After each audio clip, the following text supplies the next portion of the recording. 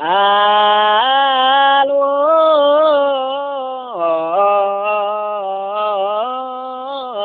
ጸልወ ወአልቦትን ባሌ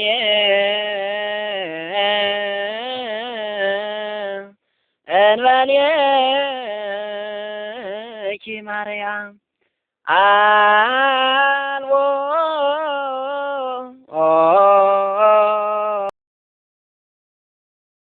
አይናቸው መንፈሳዊ አይን ነበረ፣ ስጋዊ አይን አይደለም።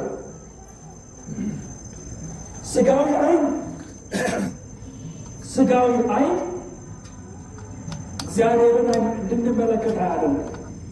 አያችሁ፣ ስጋዊ ጆሮ እግዚአብሔርን ቃል እንድንሰማ አያደርግም። ስጋዊ አንደበት የእግዚአብሔርን ቃል እንድንናገር አያደርግም። ስጋዊ አስተሳሰባችን ዓለማዊ እንድንሆን ነው የሚያደርገው ወገኖች፣ መንፈሳዊ እንድንሆን አይደለም። ስለዚህ አዳምና ሔዋን ከገነት እንዲባረሩ አደረጋቸው።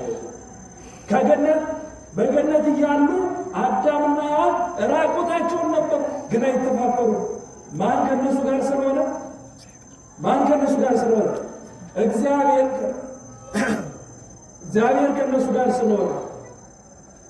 ከነሱ ጋር ስለሆነ ጸጋ እግዚአብሔር ስላለ እግዚአብሔር ጸጋ ከእናንተ ጋር ሲሆን እግዚአብሔር ጸጋ ከእኛ ጋር ሲሆን ሁሉም ነገር አይናችን፣ ምልከታችን ሁሉ መንፈሳዊ ነው። ከዛም ጸጋ እግዚአብሔር ሲገፈፍ ደግሞ ባዶ ትሆናላችሁ። ሞገስ የሚባል ነገር አይኖርም። ጥበብ የሚባል ነገር አይኖርም። ሁሉ ነገር ይርቅብናል። ሁሉ ነገር ይገንብናል። ሁሉ ነገር ታምር ይሆንብናል። ሁሉ ነገር ከአእምሯችን በላይ ይሆናል። እግዚአብሔር ጥበብና ጸጋ ከኛ ሲሰወር እግዚአብሔር ለሁላችንም ጸጋውን ይስጠን። አዳምና ሔዋን ከገነት ወጡ። ሲወጡ ሁለቱም ተፋፈሩ ይላል። ምን ሆኑ? ተፋፈሩ። አዳም ሔዋንም ተፋፈሩ። ከዛ በኋላ ከጸበል ላይ ቅጠል እየቆረጡ ሰውነታቸውን መሸፈን ጀመሩ። አያት ከዛ በኋላ ልብስ የመጣ ይሄ ከላይ የምንለብሰው ልብስ የመጣ ከዛ በኋላ መተፋፈር መጣ። ከዛ በፊት መተፋፈር የሚባል ነገር አልነበረም። የእግዚአብሔር ጸጋ ልብሳችን ነበር። ስለዚህ ዲያብሎስ እንዴት የሰው ልጅ መጣል እንዳለበት ያውቃል። ዛሬም ድረስ ሁሉ ጊዜ ቤተክርስቲያን እየመጣችሁ የምትጸልዩ ከሆነ የምትጾሙ ከሆነ ቃለ እግዚአብሔር የምትሰሙ ከሆነ ሁል ጊዜ ትሄዳል፣ ቃሉን ትሰማለህ። ምን ያደርግላል? እንድትሰንፉ ያደርጋል። አያችሁ፣ በደካማ ጎን በማስመሰል በምትሃት ነው የሚመጣባችሁ። ጸሎት ሁሉ ጊዜ የምታደርጉ ከሆነ ለምሳሌ የጧቱንም የማታውንም የሌሊቱንም የምታደርሱ ከሆነ ልቅድም አድርሳ ምን ያደርግላል ይላል። ሰይጣን ሊጥለን ሲፈልግ ጸሎት እንዳናደርግ ከዛ ነው የሚጀምረው። ምክንያቱም ቃለ እግዚአብሔር ይመትር ነደ እሳት፣ የእግዚአብሔር ቃል እንደ እሳት ያቃጥለዋል።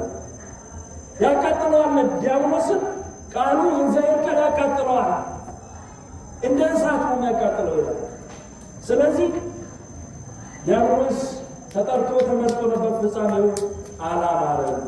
ከዚያም በኋላ ሌሎችም እንደዚሁ አዳም ኦሪት ዘፍጥረት ምዕራፍ 4 ስትመለከቱ አዳም አይመራ ለብእሲቱ ሔዋን፣ አዳም ሚስቱን ሔዋንን አወቃት፣ ወንድ ልጅ ወለደ፣ አቤል ቃየል ተወለዱ ይላል ታሪኩ።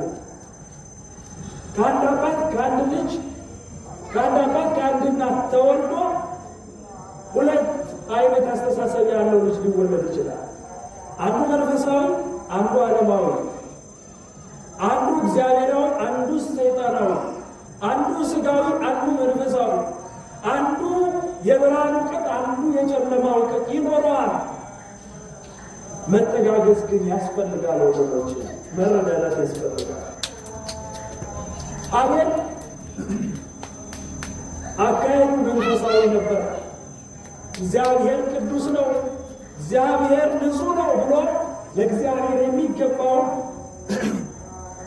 ለእግዚአብሔር የሚገባው ንጹሕ መስዋዕት አቀረበ። የአቤል ፊቱ ከፀሐይ 7 እጅ አበራ። ምን ስለሰራ? መልካም ስራ ስለሰራ። ቃየል ደግሞ ምን ያደርግለታል? እግዚአብሔር አይበላ እግዚአብሔር አይጠጣልና እንክርዳዱን አቀረበ። የቃየል ፊቱ እንደ ቁራ ከቁራ ይልቅ እንደሆነ የከፋ ጠቆረ ይላል። ጠቆረ። ቃየል ፊቱ ስለምን ጠቆረ ብሎ ጌታችን ኢየሱስ ክርስቶስ ጠየቀ። አቤል ደግሞ ፊቱ አበራ። ወነጸረ እግዚአብሔር ላዕለ አቤል ወላዕለ መሥዋዕቱ።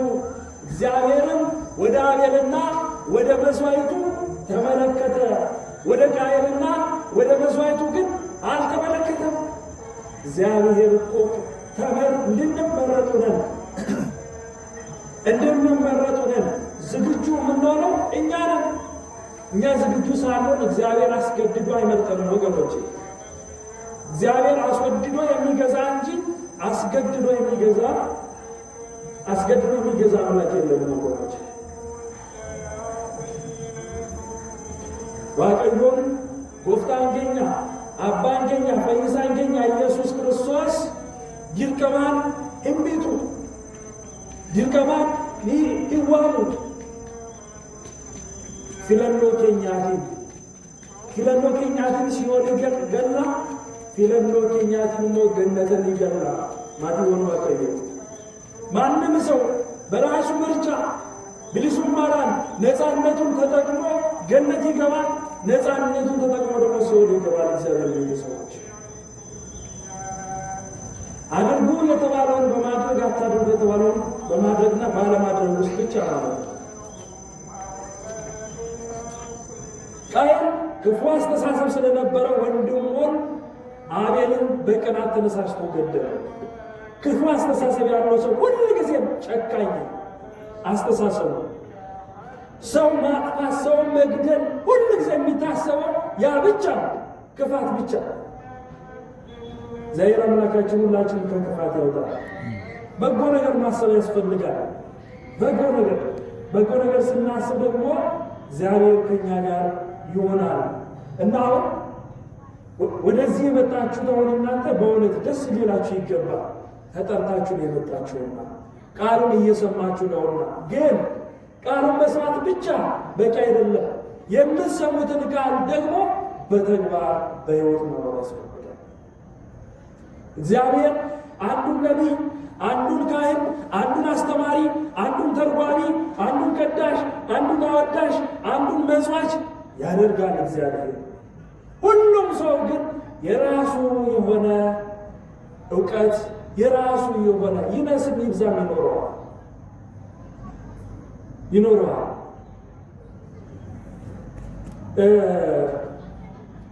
እንደነገርኳችሁ እንግዲህ የዛሬ ሳምንት የነ ማቴዎስን ታሪክና የነ ዲሜጥሮስን ታሪክ አጠራራቸውንና ፍጻሜያቸውን አይተናል። እንግዲህ እንዲሁም በዛ ቀን የሚውለው ነቢዩ ዳዊት ይውላል። አጠር አድርጌ ነው የማቀርበው፣ ሰዓቱም እየሄደ ስለሆነ። ዳዊት እንግዲህ በእግዚአብሔር የተመረጠ ሰው ነው። ነቢዩ ሳሙኤል ከሰው ሁሉ ተለይቶ ሱባኤ ገብቶ መሥዋዕት ሰውቶ እግዚአብሔር የመረጠውን ቀብቼ ላንግስ ብሎ ለዳዊት አባት ለእሴይ ከልጆች መካከል የምቀባው ከልጆች መካከል የማነግሰው አለኝና ልጆችን አምጣልኝ ብሎ እሴይን የዳዊትን አባት እሴይን ነቢዩ ሳሙኤል ጠየቀ ይላል። እሴይ ሲጠይቀው የዳዊት የበኩር ልጅ የመጀመሪያ ልጁ ኤልያብ ይባላል። ማን ይባላል አልኳችሁ? ኤልያብ ይባላል። ኤልያብን አመጣው የበኩር ልጁ ስለነበረ።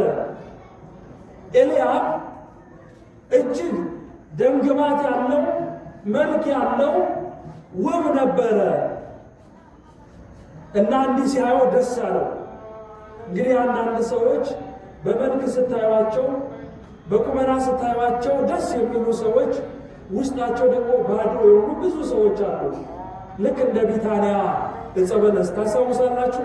የማቴዎስ ወንጌል ምዕራፍ 21 ላይ ቁጥር 18 ጌታችን ኢየሱስ ክርስቶስ በቢታንያ በለበሰው ሥጋ በቢታንያ በዛ ሲሄድ ተራበ። በለበሰው ሥጋ ተራበና ወደ በለስ ሄዶ ፍሬ ያገኛለሁ እበላለሁ ብሎ ሲሄድ ፍሬ አላገኘባትም። በለስ ብቻ ነበረች። በለሷ ሰፋፊ ነበረች፣ ቅጠል ብቻ ሆና ፍሬ ግን የሌላት አገኛለች። እንዲህ ብሎ ረገመ። ከዚህ በኋላ ፍሬ አይገኝብሽም ብሎ ረገማት። ያን የቢታንያን በለስ ሲተረጉም በአንጻረ በለስ ወረገማ ለኃጢአት እንዲል በበለሷ አንጻር ምኗን ረገማት? በበለሷ አንጻር ኃጢአትን ረገመ።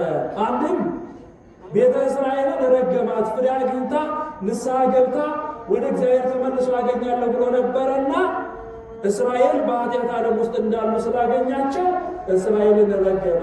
ልክ እንደዚህ እንደ ቢታንያዋ በለስ ሰውነታቸውን አመቻችተው ውብ ሆነው ከቤተ ክርስቲያን የራቁ በስም ብቻ ክርስቲያን የሚባሉ ሰዎች ሊኖሩ ይችላሉ። እንዲህ አይነት ክርስቲያን ካለ ወደ ንስሐ ሕይወት እንዲመጣና ቃሉን እንዲሰማ መጋበዝ፣ ይህንን ማዕድ ከዚህ ማዕድ እንዲቋደስ ማድረግ ያስፈልጋል ወገኖች። ኤልያብ እጅግ መልከ መልካም ሰው ነበረ። ከዚያን አቀረበውና ይሄማ መልከ መልካም ነው ብሎ ነቢዩ ሳሙኤል ሊቀባው ሲል እግዚአብሔር አምላካችን መድኃኒታችን ኢየሱስ ክርስቶስ መልአኩ ቅዱስ ሚካኤልን ወደ ነቢዩ ሳሙኤል ላከ። እንዲህ ሲል ምን አለው? እግዚአብሔርሰ ልበ ይሬይ ሰብእሰ ገጸ ይሬይ።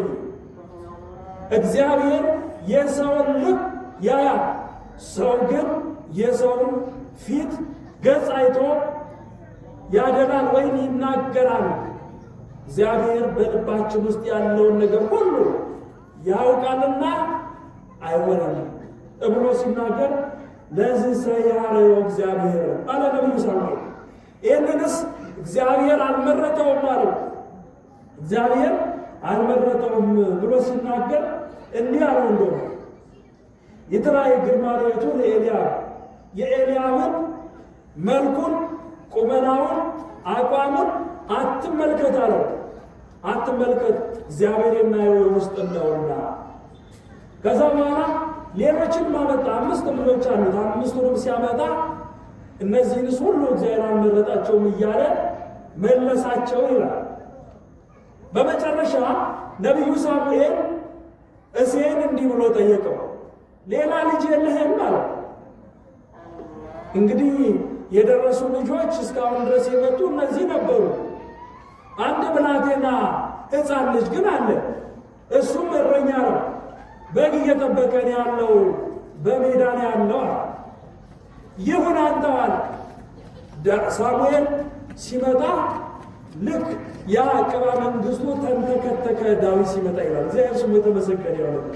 እግዚአብሔር ሲመርጥ እንዲህ ነው ወገኖች፣ አያችሁ ያ ቅባ መንግሥቱ ነገሥታት ሲነግሱ ካህናት ተሰብስበው ጸልየው ነው የሚቀቡት እና ዳዊት ገና ሲመጣ ያ ቅባ መንግሥት ተንተከተከ ይላል። ከዛ ዳዊት መጣ፣ ነቢዩ ሳሙኤል ቀባው፣ ንግሥናውንም ዳዊት ተቀበለ። በብላቴና አይምሮ፣ በብላቴና እውቀት፣ በብላቴናነቱ ከእረኝነት ቦታ ማን መረጠው?